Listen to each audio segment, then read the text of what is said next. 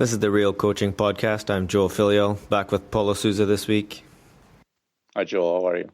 Not bad. We have some stuff to talk about what we're up to on camp here in Fuerteventura at the Polarised resort, which many European athletes would know. So I've been here for a couple of weeks, getting the work done, as they say.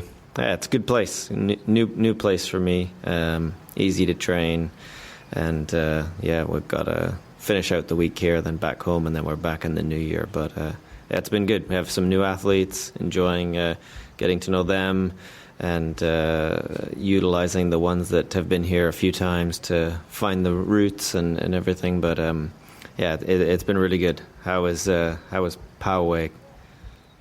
Yeah, we're back to work here in Paulo. Only one new athlete, actually two new athletes, and the rest is the core group that resides here. And it's great to be back to work and back to the grind. There's no off season, but this is different, isn't it? When you actually get back in the day to day with the number of athletes there. Yeah, definitely. By now it's just routine, basically, just going from day to day. But obviously, there's always stuff that needs to be done, like early season stuff, like tweak bike fits or change some things and meet with the athletes and just reinforce. It's kind of hard to just keep doing what we've been doing. It takes reinforcement on almost daily basis to just maintain direction and keep moving forward. Yeah, keeping focus on the right stuff, and particularly with many athletes have big goals coming up, whether they be kind of Olympic year type goals or otherwise. There's always the temptation to dig right into it pretty quickly. But I think we're kind of preaching patience, for example. But as you say, reinforcing key messages, and it never stops that. Yeah, it's like the key message is always to continue to follow the process. I have some athletes here that have been with me for some years now, and the main message is to keep following the process, knowing that following the process is hard, and being totally committed to what we do every day is hard and requires constant focus. So this week we've got another a great interview with interview/discussion with a real coach, and that's he's from the Netherlands, and that's Louis Delahaije. He's the performance manager for the Lotto Jumbo cycling team, but also has a long history in triathlon for many years. So we're going to go into a bit more detail about the discussion we had a bit later, but we had some follow-up questions and comments, and one of them that we had a bit of backlog of these, but one of them that had come up was athlete monitoring. And you had mentioned, Paulo, that you had this session RPE scheme that you use, and I think there was a desire to elaborate into that, and I'll probably also talk about how I do monitoring beyond paying attention, which is my favorite one. But so this session RPE, I mean, why don't you go into that and describe a little bit what that is? Yeah, that's the training monitoring tool that I use with my athletes. So session RPE, the definition is real simple. Is just multiplying to get the session RPE for a particular training session. You just multiply the duration of the session with a RPE, rate of perceived exertion score for the session, and that's usually between 0 and 10 or 0 and 20, but I use 0 and 10, and what I ask the athletes is ideally, as they finish each training session, to just put down the duration of the session and the RPE score for the session, and this RPE score is like an overall. overall score for the session. It's not compounding. I mean, you're not going to do with like, well, the warm up was a 2, but the main set was a 10, and then the cool down was a 1. So maybe this was a 5 or a 6. It's not that. It's just to be as subjective, just very simple. And then based on the session RPE, I use a pretty simple performance manager, which is a lot like the performance manager that guy that sometimes posts on internet forums. I can't remember his name now, and so it's a very simple performance manager using an exponential. So there's acute training load. There's a curve for acute training load and a curve for chronic training load, and the reason I use this is just it gives me incredibly consistent data. We all struggle with getting consistent data from whatever piece of technology we have. Might be GPS watch for the run and power meter, and combining all those three, and sometimes something happens with the power meter or the download, and things haven't come through, and you lose the data. And thanks to the session RPE, just because the data comes from the athletes, I'm going to have data that's going to be accurate for each athlete, and this way of like using athlete generated data not only gives me incredibly consistent, but also gives me a big picture of how the athletes are perceiving the training load that's applied to them, and gives me a very simple way of seeing the process from their side and not just my side. I'm pretty sure that and that there's even research towards that, where there's a mismatch between the RPE that coaches attribute to one session and then the way the athletes perceive it, and invariably it's the coaches are going to underestimate the training load of a session, and when in relation to the way the athletes perceived it. And I think that there's been some attention to RPE, or renewed attention to RPE, or to subjective methods of athlete monitoring. There was a recent review paper on methods of athlete monitoring, and the subjective tools of load monitoring were seen as more effective than the more objective,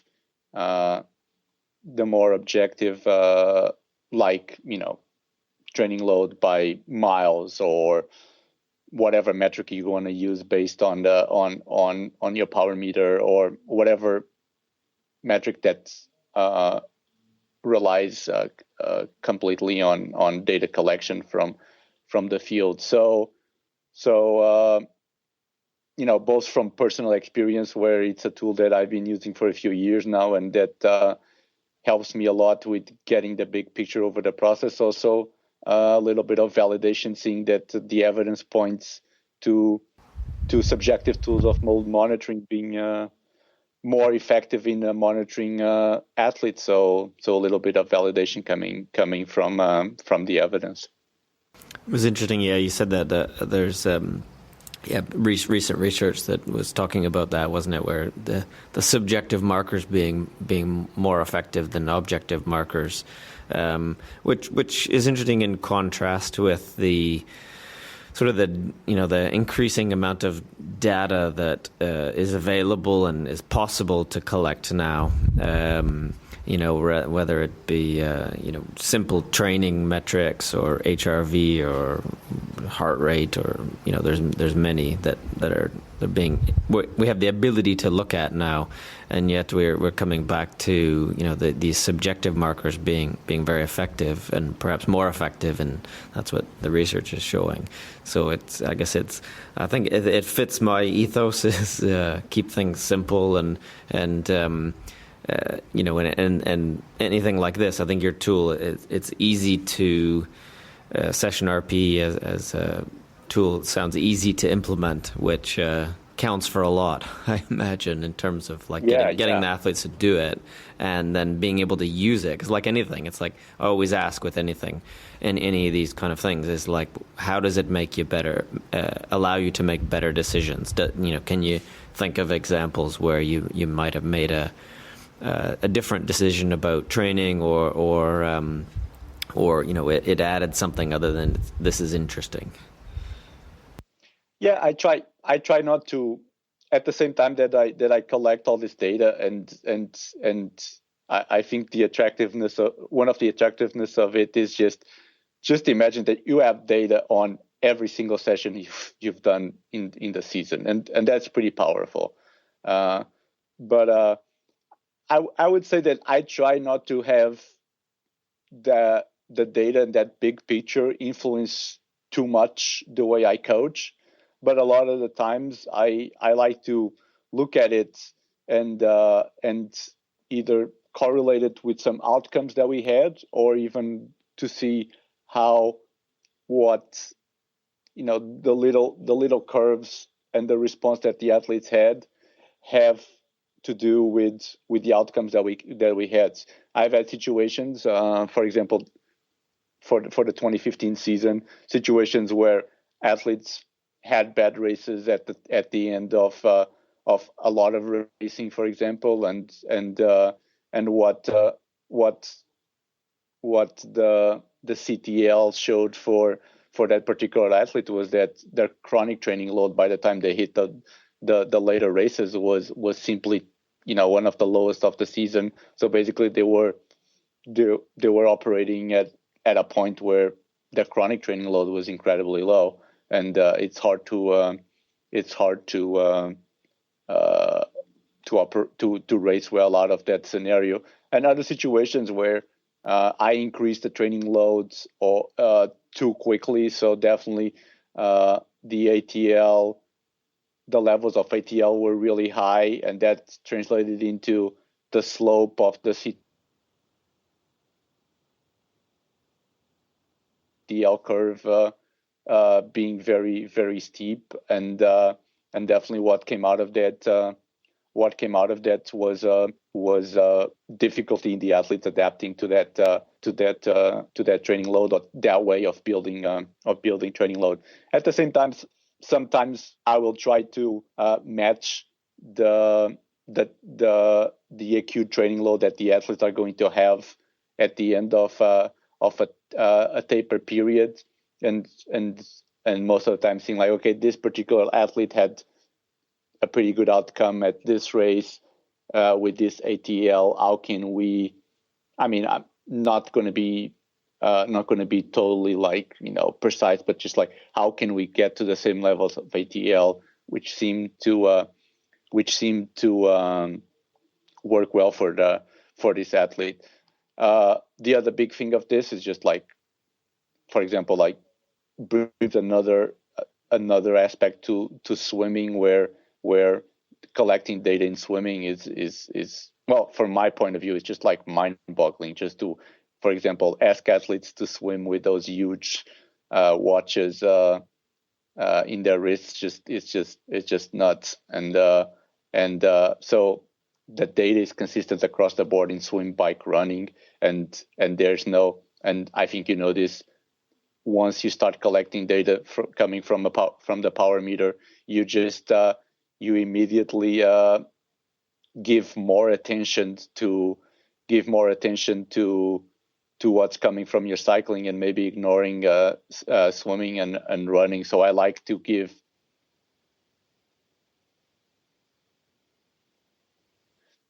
the same treatment to swim, bike, running. The same amount of data is coming out from swim, bike, running, and the way I coach swim, bike, running is going to be pretty much the same. Yeah, I mean, I suppose the other thing, I don't know, you didn't mention it exactly, but looking for mismatches. Do you find a mismatch at times between session RP and what you expect it to be? So if you say you think it should be 7, and the athletes are saying, I don't know, maybe 8 or 9. Does that tell you something about how they're coping with the training load? I prefer to extract like the high level big picture of the whole process and not focus too much on one session and and and seeing like, oh, maybe this session was too hard. A lot of the times, RPE is going to be the RP that the athletes give for a session is going to be, a combination of a lot of things. And and and I think that the impact that one session is going to have on the whole thing, or how that impacts like a week or a month of training, is more important than just like thinking like, I thought I was a 7, but it ended up being a 9. So there's going to be a problem. Of course, you can look at like individual sessions. For example, if the basic endurance runs are supposed to be between 3 and 4, and an athlete uh, consistently is scoring a 5 or a 6, then I might just go in and just say like, have a conversation with the athlete saying like, hey, what's going on here? Are you running too hard for these runs, or maybe you're not understanding what score you should be putting down? And definitely, if your basic endurance runs are consistently scored as a 5 and a 6, you definitely need to make some changes. Yeah, so it's an interesting model, and how compliant are the athletes for recording this stuff? Do you have to chase after them, or are they pretty good? Yeah, it's like everything. Some athletes are really good at just like filling it up every day. Uh, some athletes need to have a reminder on email, but there's a nice app on Gmail that's called canned responses. So I just have a canned response ready to send the athletes once in a while. If they're like more than like 2 or 3 days late, then it's going to be a problem. So I just run that maintenance program where I just like go in, if they haven't updated, send them a short email. They're pretty good at like when getting the email, just filling it up. Most of the time, it's just like they forgot, because it's so simple that for each session I sell it as, you're not going to take more than 30 seconds for each session, and that's a lot. Writing down 50 minutes and was that a 3 or a 4? That was a 4. I mean, that takes 10 seconds, right? Uh, so it's very, very simple. It's just a question of forgetting, or you know too tired to do it. But it's incredibly simple. Too tired to do it. That's a score there, right? Yeah, that's definitely a score. It's no training load increase is necessary. Yeah. The problem that I can see with this system is it doesn't have a fancy label. There's no trademark, quote unquote, that I can see, and it's not for sale. Yeah, but here's the big advantage. It's extensively validated in the scientific literature. One thing that I find interesting is that so many things that are implemented and really sound like science, they're really not science. I give a very simple example, which is, if you go into PubMed and search FTP cycling, uh, there's one paper in the whole of PubMed that talks about FTP. And so I'm thinking, how many people out there see training with a power meter and and testing for your FTP as scientific, and then only one paper is refers to FTP? It's something that's interesting. So what a lot of the times, what sounds like science might not be science. Another funny example is, if we talk to many people and ask, what do you think is a more scientific way of training for in cycling? Is it going to be with a power meter or with a heart rate monitor. Most people are going to tell you that it's going to be with a power meter.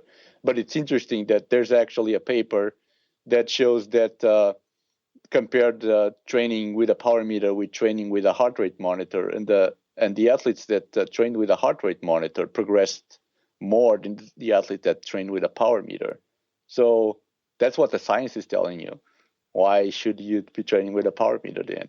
So a lot of things that sound like science, they're definitely not science. And session RPE seems simple and not very complicated. It's simple and simplistic, kind of like, I can't believe this is going to be useful because it's very easy to use. But it's one thing that's extensively validated in the literature, and I would refer some of the papers from Steven Seiler that we talked about when we were talking about polarized training. He uses session RPE extensively. Yeah, I mean, I'm not using this kind of system, but it's definitely interesting, and I like that it incorporates, the subjective, because I think that's increasingly important, as we referenced earlier. But it tells us how, holistically how is an athlete coping and recovering, and some of that might be lost in the search for data, and it's very. When we're talking about real coaching, which is that's what this is about, and we're thinking like, what tools should we use? And we have so many, out there emerging tools that, as you say, aren't really well understood. And one of the pet peeves I have in sort of the sports science sphere is the concept of where we're going to experiment on the athletes and we're going to figure out if this has any use, and how much time is wasted doing that, when there was never perhaps very much data, or at least at the beginning, evidence, as you say, that any of these metrics may be valid, may be useful even, and yet it's often, interestingly, at the very sharp end of sport that these things become implemented, and I think it's difficult, and it's a challenge for coaches not to sort of just jump on the next bandwagon, because the best way to lose credibility with athletes is to do that, jump on the bandwagon, get all gung-ho about what you're going to measure and how you're going to use, and then 6 months later nobody remembers it, and you've collected a bunch of information that you never actioned. And how many times I've seen that happen, and then athletes are less likely to want to do it. So there's an appeal of that simplicity from many levels, like what is sustainable, what are the athletes going to engage in, what is useful, and what can you implement without needing to study a degree or use different software. I mean, not to say these things don't have value, but I think we're still in the developing stages, and I think often they're pitched as more mature than they really are. Mm-hmm. Yeah, absolutely. And if I think that might be another podcast discussion that we might have about sports science pet peeves and pseudo sports science pet peeves, and that might be a big one. Indeed. I mean, and I come back to the power of being simply on deck, and it's been the theme since the beginning, real coaching, being on deck and observing and using your all of your faculties, certainly watching here, the effort that it takes to do different sets and comparing that. I mean, it just makes me think of a long aerobic set we did today and on varying recovery intervals, and you can see the athletes that may be struggling a little bit more, and I think if we ask them an RP, session RP may be higher than might have anticipated, but like I can see that. But watching body language, watching how mood, I think mood is a great indicator for many athletes. Maybe hard to quantify, but it's possible, and if you're paying attention, then pretty good indicator of overall recovery compared to norms anyway.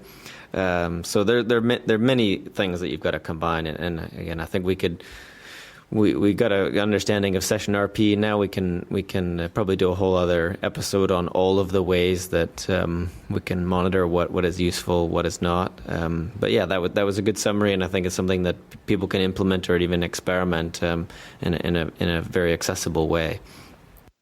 Absolutely, yeah, it's super simple. I run it out of Google Drive spreadsheet, so it's you can update it out of like your smartphone, your laptop. So it's very simple. Sure, and you reference a few terms that people may not know: acute training load, chronic training load. We can put a couple of links to those kind of things, or the papers that we reference as well about FTP, etc. So we'll put some of those in the notes. But yeah, I mean, it's an interesting topic to get into, of course, because we want to know what is the optimal training load. We want to know how athletes recover, and how to make decisions about what they should do, and what may be too much, what may be not usually too little, but what might be too little in some cases. So yeah, so that's a good explanation. So I think we can. Before we roll on to Louis' interview, we wanted to just remind people to give us some reviews on iTunes. Will help get the show reach more people. And also, if you have more questions or comments, Twitter is good. We like to see that activity on Twitter, whether you agree or disagree or have another point of view. Or email us directly, podcast@joelfilliol.com. That will reach us.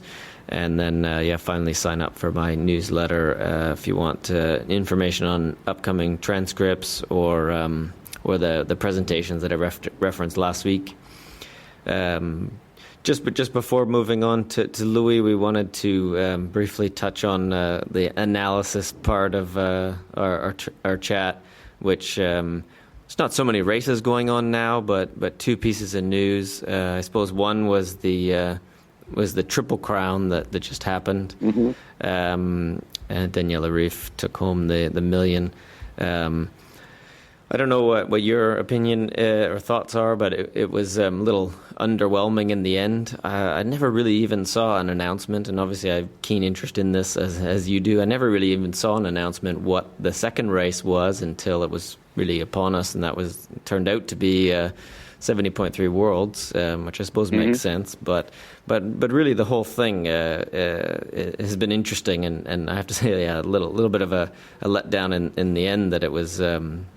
Perhaps not an easy win, but I don't think anyone expected Daniela to lose. But I think there's maybe a number of points that they could take into next year if they repeat this to make it a little more exciting. Maybe points via the three races, or knowing what the races are in advance might help. Might help with some planning.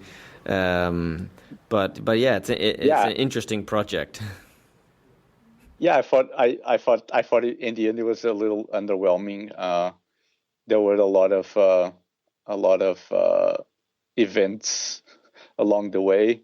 I don't know for sure, but I think that the second 70.3 Worlds being nominated as the second event of the Triple Crown was after the race. I'm not totally sure about that.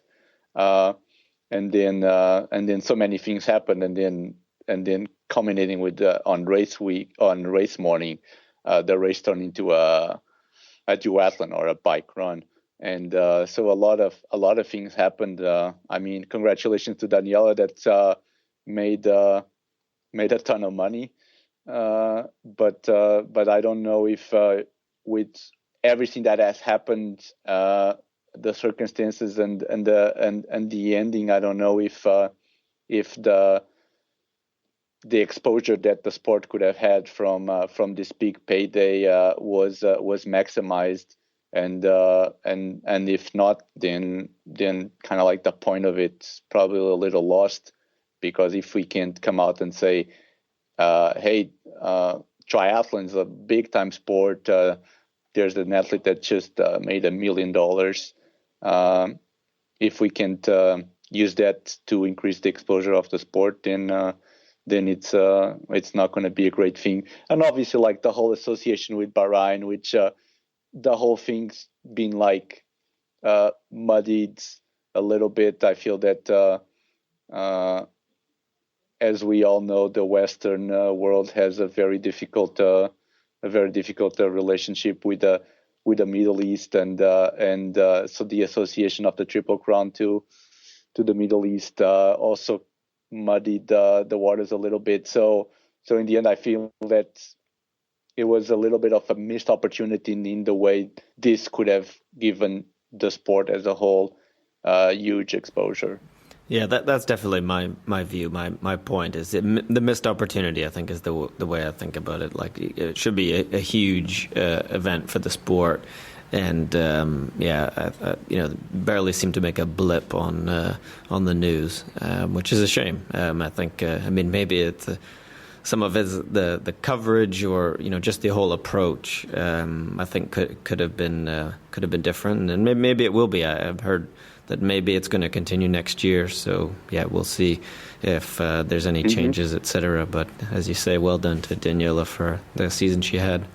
And also on the prize money front, we saw Rev 3 announced they were going to have more prize money. And my first response is I didn't know Rev 3 was still in business. That I don't remember that if they had ceased a couple of years ago. I'm not even sure.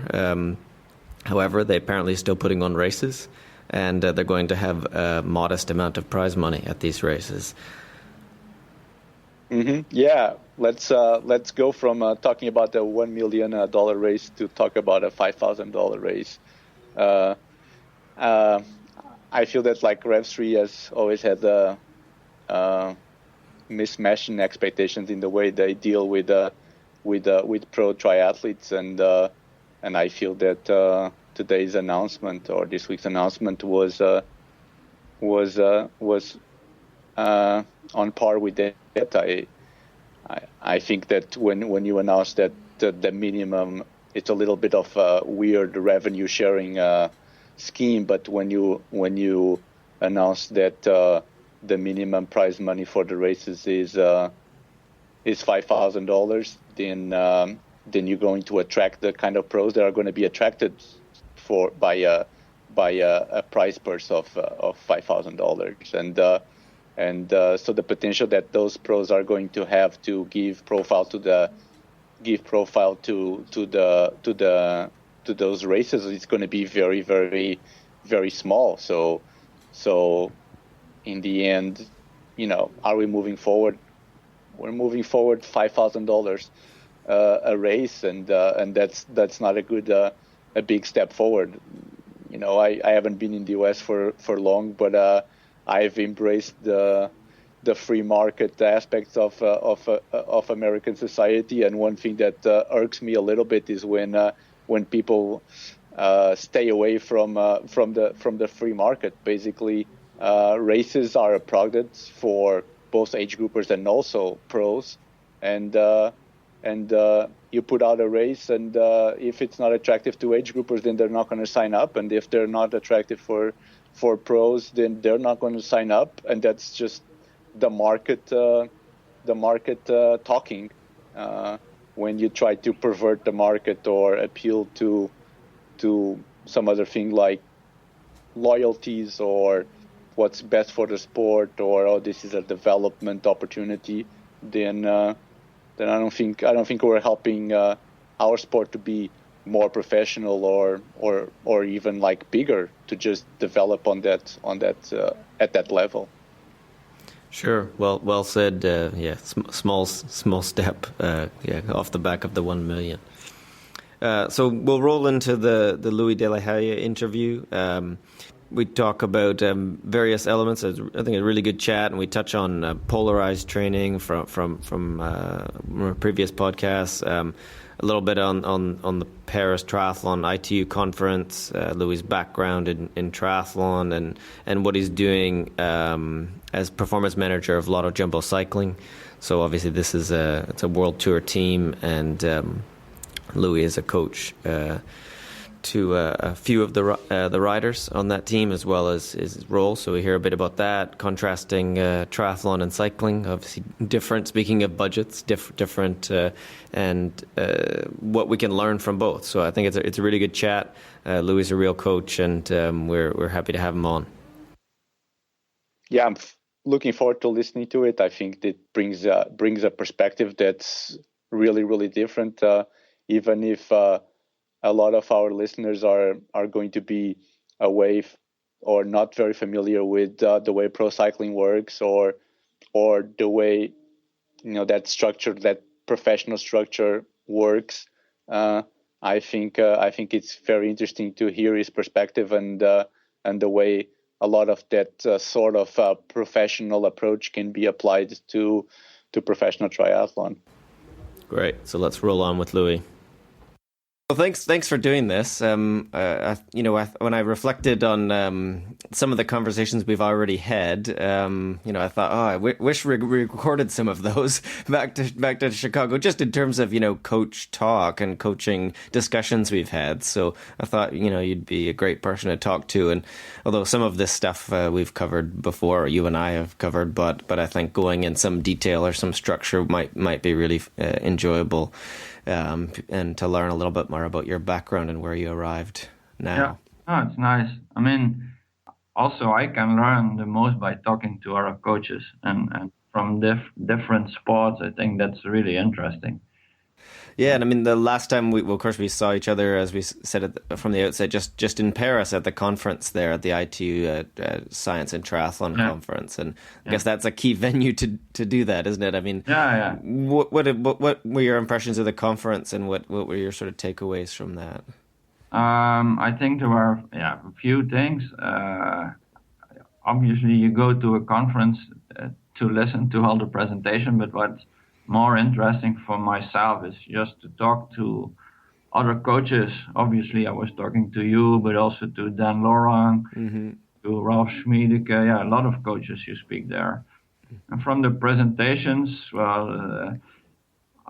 interesting was the presentation about training in the heat. I mean, that's something, we already know because of the experience we have, but it's nice to have it proven that training in the heat brings you more than doing the same amount of work under, let's say, neutral climate. That was interesting. The low carb presentation, I think, was really interesting because we are working with it in the cycling team, but it's so new that you still are not fully into it. You're still in the experimental phase. And so this helped me as well. And I mean, that's the scientific part of the conference, but I also like the talk you had yourself about the profile of a professional athlete like Simon Whitfield, and the way you looked at it from the mental side, from the environmental side, the preparation side. That was interesting for me because afterward I start thinking about this for my own athletes. Why are they so good? I think when you analyze this as a coach, you get further with your own athlete and you say, okay, this is why he's so good. So you can analyze where are we going to work on in the future. Yeah, indeed. As I said, I found it useful to prepare that or just thinking about it because for the same reason, I think, comparing some of Simon's attributes and traits to the athletes I'm working with now, and is there anything that can be learned? And I think there was a few points. So I think take that back. I'm going to send my notes around and talk to the athletes the next time I get an opportunity about some of those points. But as you said, taking some of the scientific points, from the low carb stuff. I mean, I've noticed that some cycling teams are interested in that. We were going to get into your experience in cycling and triathlon and comparing them, but that the restricted carb or train low carb that's what we're talking about. I think the interesting part is I see I have a very big toolbox with nutritional aspects, training aspects, mental aspects, And when you get something new in your toolbox, like for example the low carb and all this variation from low glycogen training, overnight fast, etc., etc., you want to use it. It's like a new toy, and you see it a lot of times when you have a new toy, you want to play with it and you like almost overuse it. And we did that in the past. I mean, we were pretty extreme in low carb training and use it all combined. And what my experience was, and that's why it's so interesting to hear the presentation in Paris, is that the athletes, especially the riders, improved a lot in, let's say, their fat burning capacity. They could go for days almost. What they missed, even though we did like high intensity training, they missed like the real power, the afterburner. I saw that after the first year we used low carb training and all this variation. So we adapted a little bit, and we're using it now at strategically interesting moments and not in the direct preparation for a race. As you say, if you're missing some of that peak power for maybe key moments in the race, then that could be a problem. Yeah, I mean, cycling is about key moments. Cycling race is 6 hours, and you just sit and try to spend as less energy as possible till the key moment is there, and then you have to produce an incredible amount of power. Cycling is a race of 6 hours, but sometimes it's decided in 1 minute. If you cannot produce the peak power at that moment, you're lost. And even in triathlon it's going that direction. So training is all about, being very, very fit, but still having something extra for the key moments. And that's also the reason I think, for example, why polarized training is working so well for endurance sports. Yeah, I mean, we talked about that a little bit on one of the podcasts, but it is a very interesting topic, and as you say, key moments. But talking about cycling a bit, so I think there's an ideal time to just talk about your background and how you arrived at where you are now, which is your role as performance manager with the Lotto Jumbo cycling team. Is that right? Yeah, that's right. Well, I started a long time ago. I was an athlete and triathlete myself, but not so talented. So at age 23, I started as a coach in triathlon and running in a local club. Was a little bit lucky to have a lot of triathlon talent, and it became, I think, in 1994, a national team coach in the Netherlands, where we started preparing the Olympics in Sydney.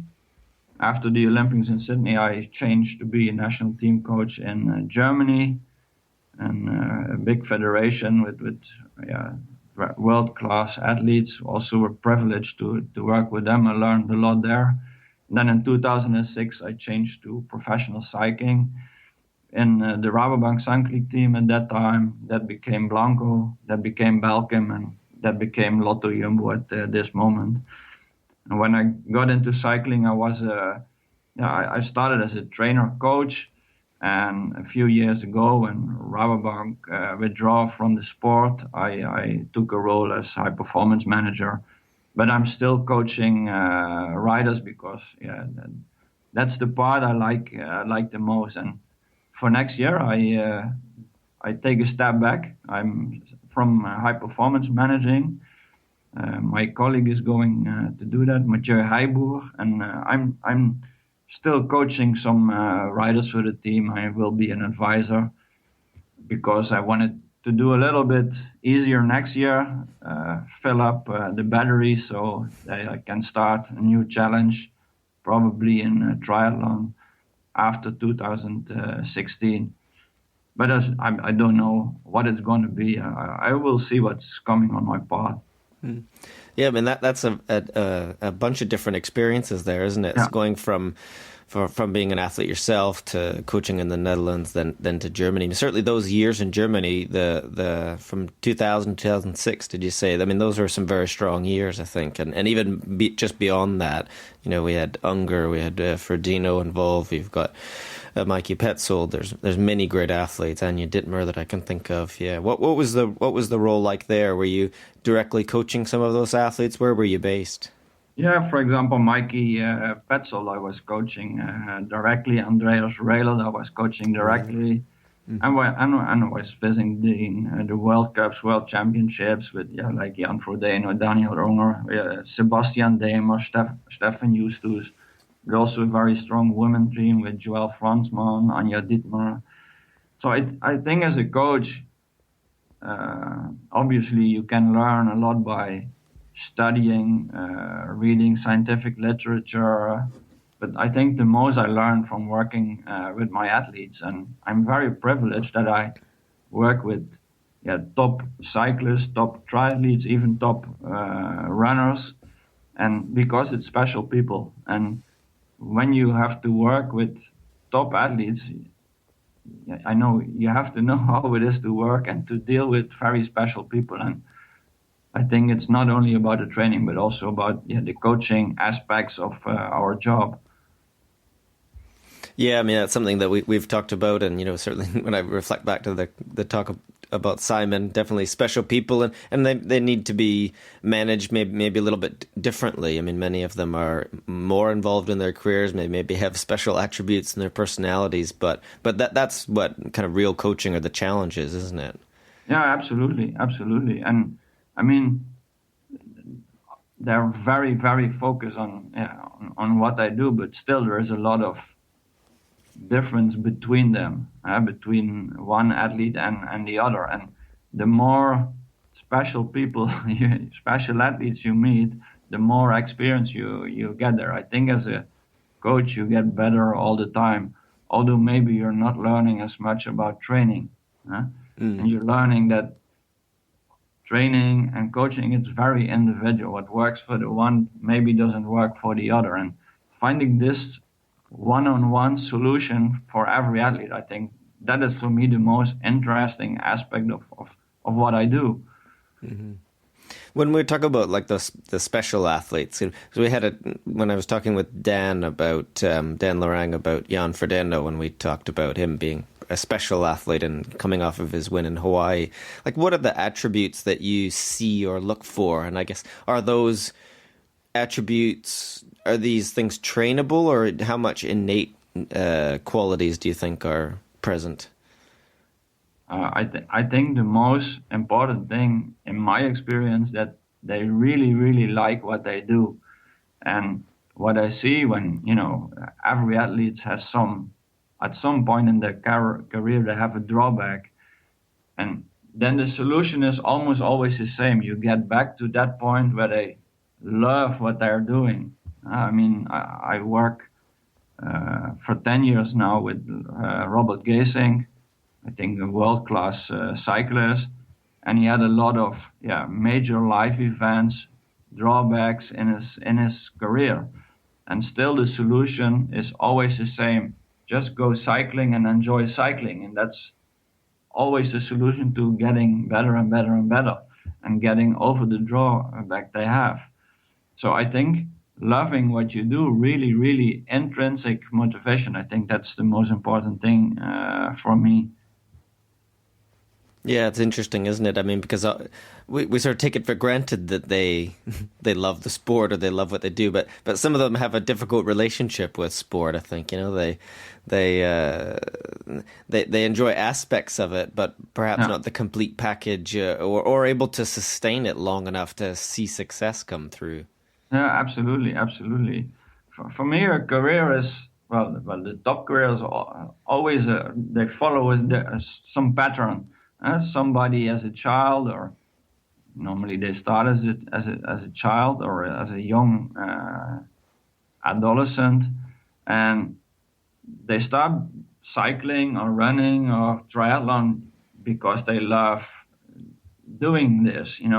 They're not thinking about competition. They get on the bike because they like cycling. Mm-hmm. Then at one point they discover they're pretty good at it. So they get the license, they're starting to race, they're starting to win races. So it's getting more professional all the time till they're at the professional level. And then, obviously there is also a lot of pressure with it. I mean, the Tour de France is the biggest event, but it's also one part of it. It's not funny because there's a lot of pressure from yourself, from your surrounding, from media, etc. And that's the point in a career where they sometimes get stuck. They're forgetting that they like it and they have fun with it, and they just focus on the pressure.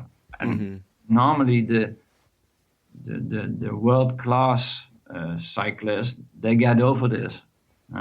They have maybe 1 year where they struggle with it, and then they realize, hey, this is fun. I have a very special life, and they focus on what they did automatically before. If you start thinking about what you're doing good, sometimes you get stuck for a moment or for a while. And I think it's our role to help them overcome this. So the coaching role is maybe much more important than the trainer role you have. It's easy for athletes to lose perspective, as you said. Forget why they started, or they only look at the expectations on them, but not their enjoyment of the process. Absolutely. But my experience, this is not for a long time. But as a coach, I think you can be very valuable by giving them insight into this. How do you help somebody regain perspective when they're focusing on the expectations or the pressure? What are some strategies that you can help them regain that perspective? Obviously by talking a lot to them, but my solution is almost always the same. Just go on the bike and go cycling. Try to find different routes. Go to another place. Go cycling with other guys, etc., etc. Just finding back the fun is I think, very important. One, and second, you try to give them insight in what they are doing. Do you think that the devices that we use to quantify training, do you think that those can have an effect where it might take away a bit of the fun, or is that not your experience? Yeah, that's absolutely my experience. I think nowadays, and I mean this is true for athletes and for coaches, we have so much data that we forget about the feeling. Yeah. I mean, and in cycling, it is extreme. We work with the Pioneer power meter. From every second I get 12 values, and that for 5 hours in a session. I mean, I can overanalyze what I want. So for me, like power meters or heart rate monitors or sleep monitors, I mean, you can measure almost anything. They are very valuable. But you must never forget that there is some human being on the bike. No, it's a good point. So going back a little bit to your history, so what prompted the move then from German triathlon back to cycling? Was it an opportunity that came up that you couldn't refuse, or what was the reason behind that move? Yeah. Mainly it was an opportunity I couldn't refuse. I was for a long time in triathlon, and after 7 years in Holland, I wanted something different. Actually, I wanted an international experience. Then I got the opportunity in Germany, which was a spectacular opportunity right then. And now I was already in cycling very small since 1996, and then from team manager Jan Raas, he offered me a contract for cycling. I say, okay, this is the opportunity to work in a very big sport where I can learn a lot. And my opinion right then in 2005-06, it was changing a little in cycling. I mean, before the sports director was the big chief, and there were no trainers at all. So it was an opportunity to make training important in cycling. Before, it was a real typical racing sport with 100 to 110 racing days a year, and it developed from a racing sport to more a training sport, where you can see like the big GC riders in the sport. They're doing like 70, 75 racing days. Still a lot, but then there is still 290 days to train in here. So it got more important. And what you see now is that every big World Tour team has 2, 3, 4 trainers in their staff, and nutritionists, etc. So we came from far, and by now I think cycling is even an example. I mean, cycling is different in a lot of ways, as you said. I mean, not only just from the number of racing days you can do, but the structure of the teams and the budgets that they're working with. And I'm sure now that you've got kind of a foot in both, primarily in cycling, but still involved in triathlon now, what sort of like learning points, or what do you think that triathlon can take away from cycling experience? I mean, obviously the budgets are big, but also it's a little bit different mentality. What I think triathlon can learn from cycling is maybe from the mental aspect. For example, this year's Tour de France, one of our top riders, Wilco Kelderman, he crashed like the second day, the third day, and really big crashes. And it's still 20 days to Paris. And these guys just keep continuing. So they're mentally pretty tough.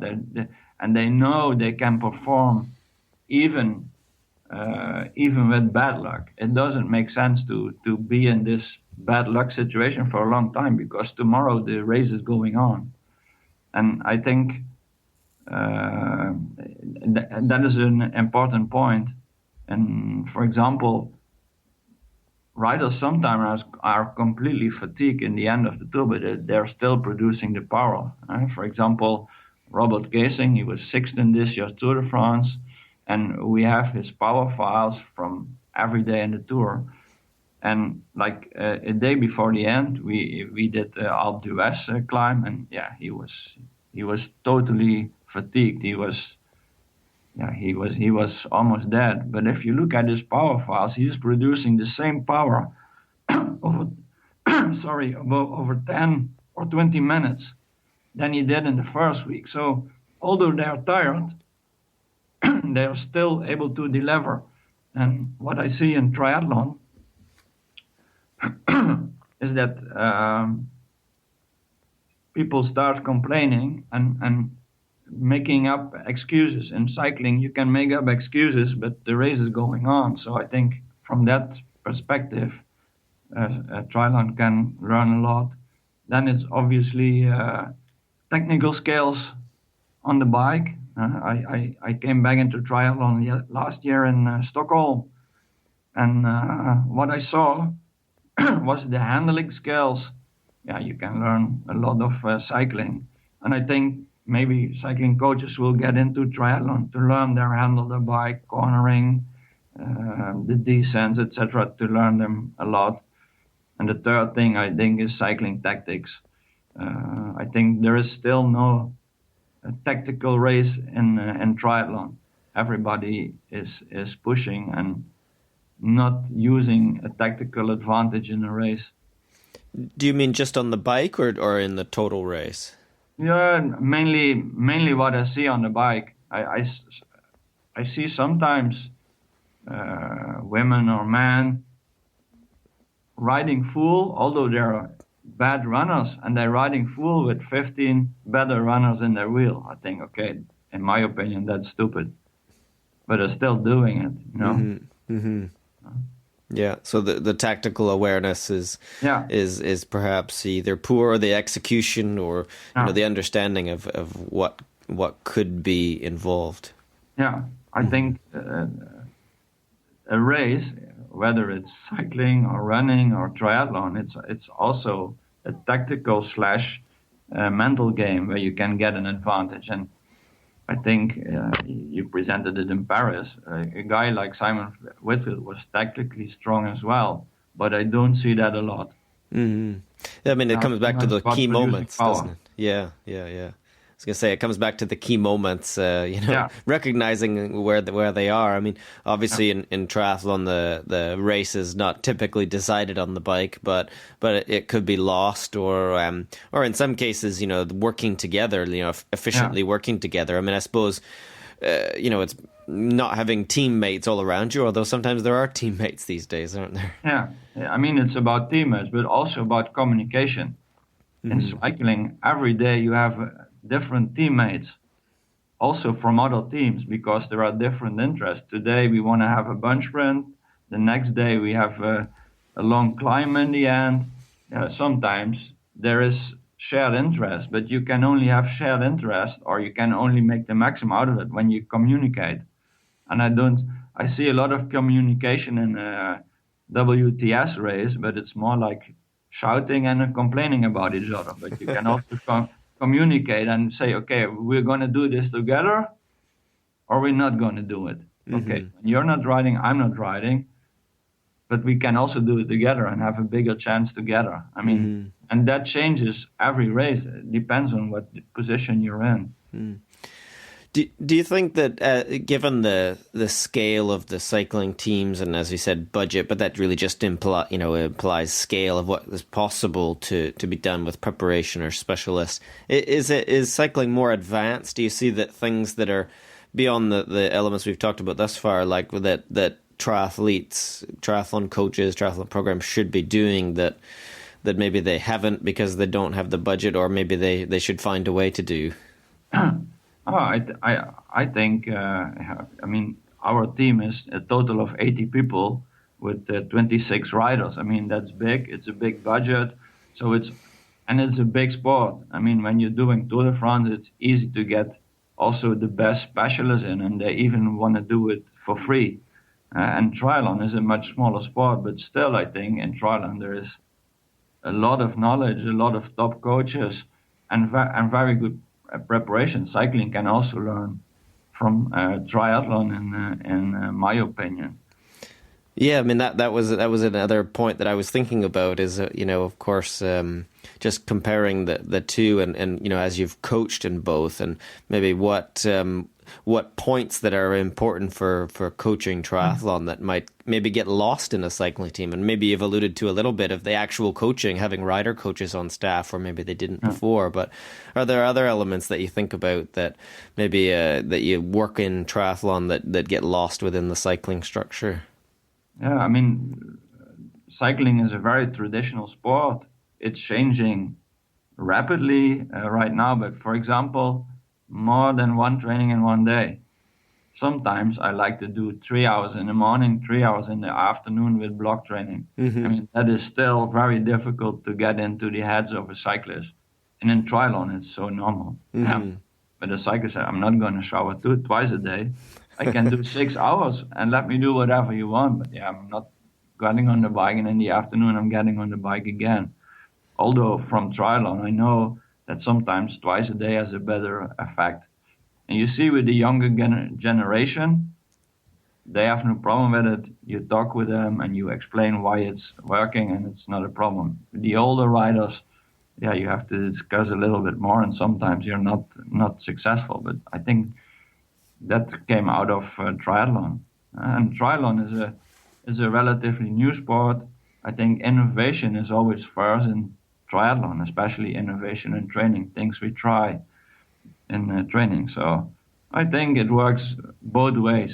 We can learn from triathlon, and triathlon can learn from cycling as well. As you say, you're kind of in a unique position because you've got a foot in both, so you can transfer knowledge from one direction to the other. But is tradition in cycling still very strong? I mean, you allude to it a second ago, but the way that things have been done is the way that things should be done. That kind of attitude.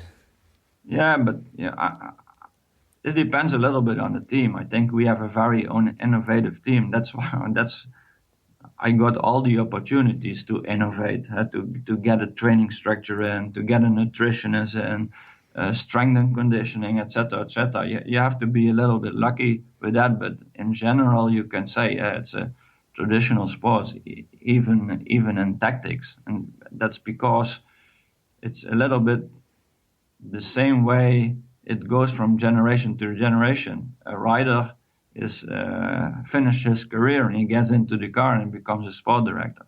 Mm-hmm. Mm-hmm. And what we did, our sport director, they all have a coaching education, even if they are a rider. Otherwise, you don't get in the car. But most of the retired riders, they just get in the car and they're a coach. I mean, it's a little bit of degradation for the coaching job, because I think it's not so easy that you can get off the bike and get into a car and be a good coach. It's a job and as well. Mm-hmm. Mm-hmm. So you're saying that I'm happy in our team that we put a lot of effort in educating our retired riders and get them in the car, because I think you need a rider in the car, because it's a very specific sport. So so that experience is just super valuable. I guess what you're saying is you need to respect the knowledge of what it takes to coach compared to just riding, and you've had your ex riders then do coaching education and courses to further that. Yeah. I mean, I suppose on one hand that would ex riders being involved, we see that across the sport, of course, furthers maybe the traditional approach, but also challenging you to innovate in this way. I think it makes sense to. Yeah, shouldn't take it for granted that somebody that pedaled the bike for many years will know how to manage other people or how to teach. Yeah, but also every sport has specific knowledge. You're not knowing when you just do like a coaching education and you were never in the sport. For triathlon, it's the same. Mm-hmm. When I got into cycling, I knew a lot about cycling because I was coaching cyclists and triathletes before. I know about the power. I know what training you could do. And I was watching a lot of cycling races. And then I got into the sport and I got into the car and I followed big races. And then I thought, shit, this sport is much more complicated than I thought. And I'm still learning. You make yourself, as a coach, you make yourself an idea of how the sport is structured more or less, and how the races are structured. And well, I had to adjust my idea a lot of times. It's even before TV, and nowadays you can see a lot of the race. It's not as simple as it looks, and there is always different plans between the teams, and there is a lot of play behind the scenes. And I mean, I think that makes it interesting, but also complicated, even for training. Indeed, yeah. I mean, it's difficult to talk about cycling without acknowledging and talking a little bit about the history of doping and cycling. I mean, we have talked about that before and the challenges you faced, and probably when you came in and changing the culture a little bit towards coaching and direction and leadership. But what's your opinion about triathlon? Do you think that there is either a culture of doping or what the scale of the problem? I mean, maybe contrasting your experiences from previously. Well, I think there is not a doping problem in triathlon, but there will be doping in triathlon. I mean, there is a lot of people who are doing triathlon, so statistically there has to be some doping in triathlon, but I don't think it's a big problem. And the performances I see for me are totally credible. I know with good training and with a lot of talent, you can achieve the results these guys are doing. And I think you will have the same experience with the best athletes in the world. Your coach, and you know where it comes from. Yeah. Yeah, I mean, in cycling, there's been a lot of talk in the last years about the credibility of performances, whether be looking at climbing speeds or time trial speeds. What's your opinion about that? Is it possible to use those kind of metrics to decide what is possible, or how do you see that? Oh yeah, I think so. But also in cycling, at this moment, I don't see things that are not credible. I mean, we know all the performance data, all the power data from the tour, from our own team, but we're also knowing them from other teams. I don't think it's weird things in it at the moment. I think one of the main reasons I'm in cycling is because they wanted to work and on the doping problem. They knew, okay, we have to solve this problem, and cycling was probably the first sport who was really doing something about it. If we look now at, for example, athletics, and I think they were successful in this, and that was the reason that cycling realized, okay, we're gonna work on this. We need trainers in. We have to focus more on training and not on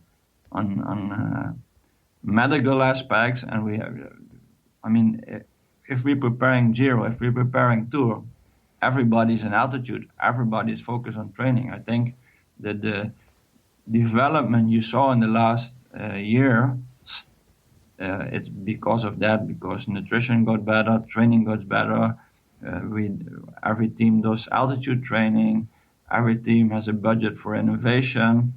So I think cycling did a pretty good job of changing the culture and looking at these other ways rather than sticking a needle in someone's arm. And you're thinking like, well, if we're gonna be successful, we've got to advance other ways. I mean, some of the things, of course, they have been being done for a long time. But you reference altitude, and I know that's something that you guys have used.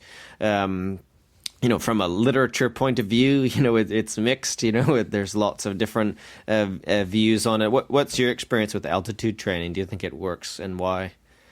If so, I'm pretty sure it works. I mean, last week I was doing a presentation about altitude training for Belgian coaches, and I showed them some pictures from, for example, Forumeux. I spent 1 year of my life in Forumeux over the years.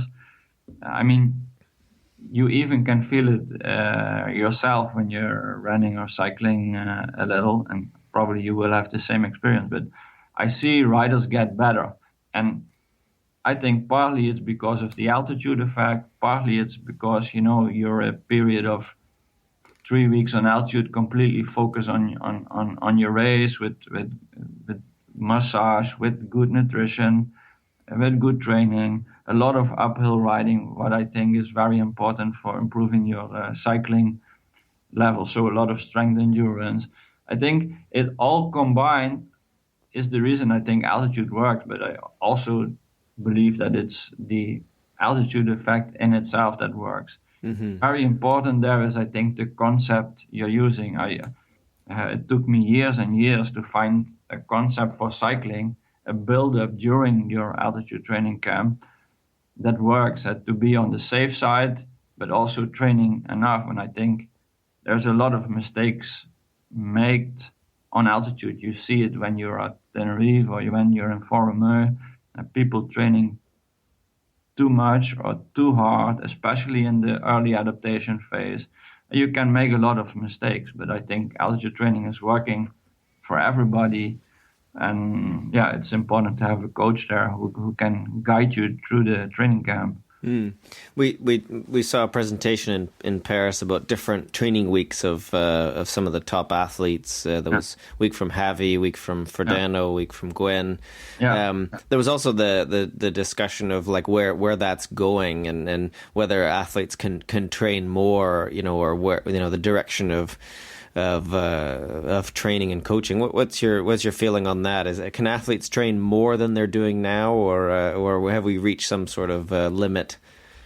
What we saw there was like weeks of like around 35 hours. I think that is almost the max. Like in cycling, it's 40,000 kilometers. That's almost the max. I don't reach it with my riders, maybe 35, 36, 37,000 kilometers. I think that's a little bit the max. If you want to improve, it will be in like things like strength and conditioning, using more altitude training,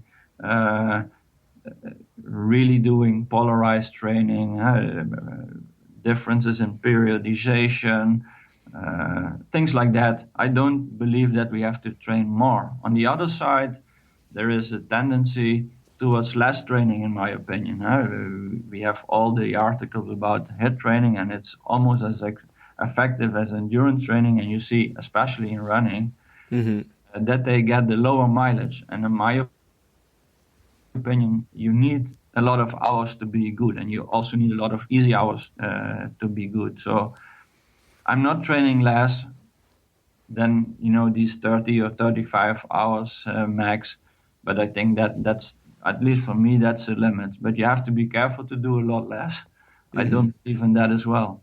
Yeah. So you reference the high intensity, the HIIT training, high intensity, because that's kind of a popular topic. But what you're saying is that you still need the easy hours. That there's no kind of way around that. Yeah. Yeah, absolutely. Yeah. When you look at either the work you're doing or across sports, and you see athletes and coaches making mistakes or errors, and or just points to learn from, whether it's it's not a judgment of things that happen wrong, because it happens sometimes in training despite your best intentions. What are those things that you see? I mean, maybe reference to training, or or even in your own coaching. What points do you reflect back on and said, I wish I had done something differently there? Oh yeah, it's a lot of things, but actually the most mistakes I see, and I also made in the past, is just mistakes against the basic rules. You see a lot of, I see a lot of training schedules, and then they ask me, hey, where did it go wrong? But if you do 5 weeks of top training, it's too much. So the basic rules for me are 1 rest day in every week, and why 1 day that's a little bit easier. So like a 3-1, 2-1 principle, for example, or between the weeks, 3 weeks training, 1 week off, or sometimes 2-1. These basic principles, I think, that's where the most problems come from. I think you have to keep them in mind. Then with altitude training, what I mentioned before, I think people try to adapt faster than is possible. You should take these 4 to 5 to 7 days to adapt. And I see a lot of times when I'm there that riders or triathletes start training too early, too much, and too hard. And then after 1.5 weeks, you see them just laying in their bed and feeling bad. So I think that's the second thing. And I think what we also mentioned before is that there's too much quality in training. So they can do less and do more quality. I don't believe in that. Do you think that the polarized concept, does that promote the right balance in your mind, or do people kind of, maybe our coaches or athletes, focus too much on the intensity of that equation, or how do you see that? When you look at cycling, and then you can see that it's not like 80-20, it's more like 19-2, 93-7. So but that's cycling. I mean, there is a lot of rolling moments in it. Probably for running, I think like 85, 90 to 10 and 15. It's probably more realistic. But I believe absolutely in polarized. We're doing it like 5 or 6 years now, especially for the classics. We're also using it in the Dutch Triathlon Federation. And I'm pretty sure it works, because you have a very good base in the beginning, and you don't need a lot of really high intensity training to make a big jump in performance. And do you think is it something that you would apply kind of year round, or is it only for specific periods, or how do you see that? It's more or less for specific periods. Probably the Isurin model, the multiple periodization. I'm used to that as well, with a relatively long period in the winter where we're now in cycling, but in the season we have 3 or 4 periods where the riders want to be good. So then I'm using it continuously. But now, we're like more like 98% easy training and 2% a little bit harder at this time of year. Yeah. And yeah. So does that imply, like the polarized model, again, bring it to that, like that you would do less middle intensities than you might have done in the past, or that other programs have done? Yeah, that's for me, or that was for me, more or less the biggest lesson of the polarized model. I don't schedule threshold training. It's above or way beyond. So under what we call ventilatory threshold number 1, it's a lot under. And when we train hard, we train really hard. We're not in between. And actually, when I started as a coach, it was in the Conconi period with all the Conconi test and anaerobic threshold. Yeah, it was really a threshold model. I mean, we did as much training as possible on the threshold. And yeah, I see this model with where you polarize it. It's working much better in my opinion. Yeah, interesting how it's evolved over time, as you say, from the Conconi stuff to now. Yeah. Finally, we talk a lot about sort of coach development on here, and of course, what we discover is that almost everyone has a different path into coaching, but particularly high level coaching. Yeah. What is your feeling on where coach development is either going or where it should go, and what coaches should do to prepare themselves to be better equipped? Yeah, I think. I mean, I'm always saying, if you look at the toolbox you're having, it's easy to learn coaches what is in the toolbox, and then you have to start using it. So you have to gain a lot of experience. In a weekend, you can learn,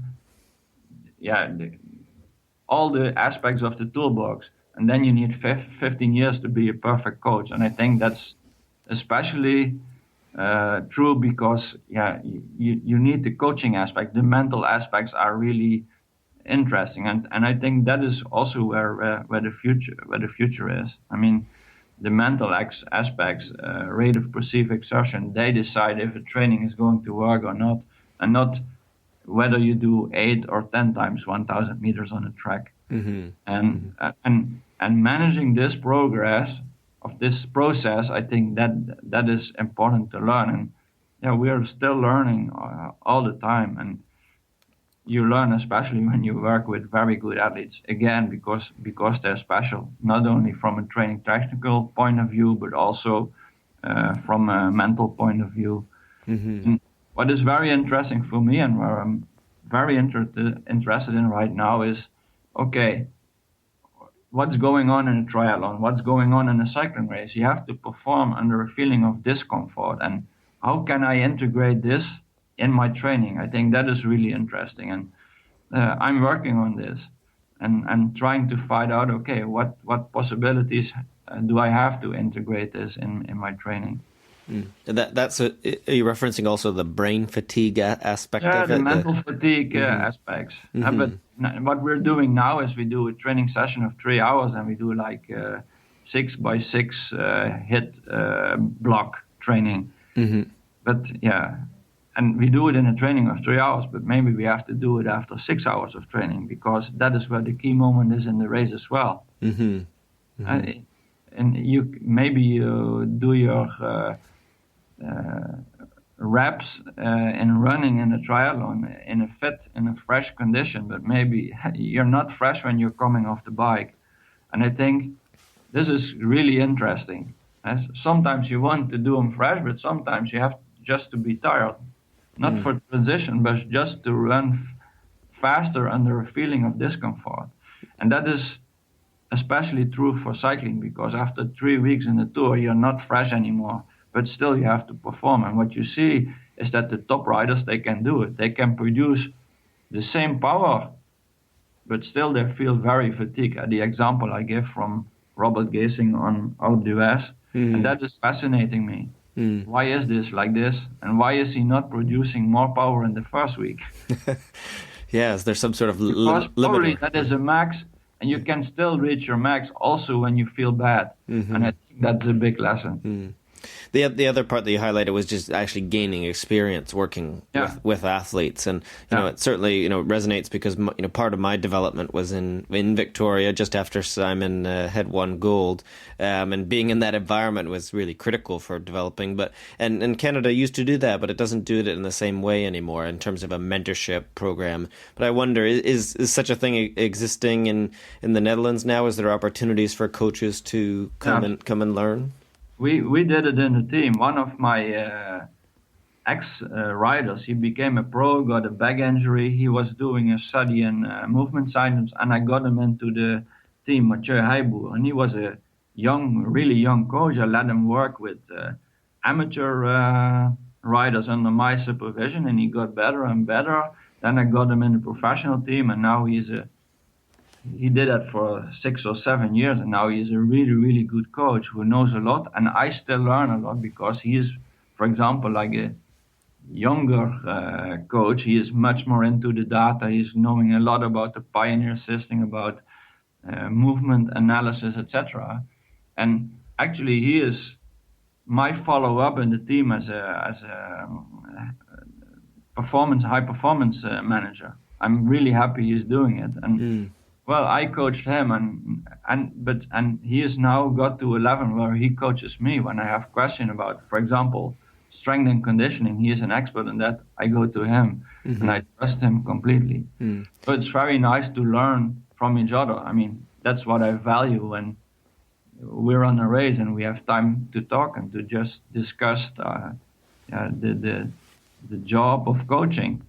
I mean, it's really interesting. I mean, it sounds like something that both you've designed and the team's designed to have sort of a succession plan, but also equally, you know, when other coaches are out there, they've got to find these kind of opportunities, and they're probably all around us, but we have to look for them, don't we, or find a way to be useful, because also what you're describing there is a apprentice coach, if you like, or maybe he was at some time, but he was providing value to you back. You just need people with experience and who are open. I'm pretty open. I mean, I'm there when I'm on a race and I have 1 hour and somebody asks me a question, he always gets the answer, because I had really important people in my career who always were there for me. And my professor at university, he was a former running coach, high-level running coach. And when I knocked on the door, he said, "I don't have time." And 2 hours later, I went out of the room. So he didn't have time, but still spent 2 hours with me talking about the profession of training and coaching. And I was very lucky to have some really good and experienced people in my life. I learned a lot from, apart from the athletes I worked with. Indeed. I mean, it sounds like something that people should go look for, but also, we can all reflect on those kind of learning moments where we've helped, pass knowledge down, or just having those discussions, like we're doing today, where you get ideas just talking about it. Yeah. Sometimes it's just a little thing. I mean, what I said before about your presentation of Simon Whitfield, in itself, there is nothing new in a presentation like that, but the way you think, the way you analyze Simon's performances started me thinking as well about my riders and my athletes. Hey, this is the way Joel is looking at it. Okay, now I start making this list for myself. And these small things, they help me a lot. Yeah, I mean, maybe it's a different list, or just the fact that you get thinking about something a bit differently. But yeah. It's inspiring.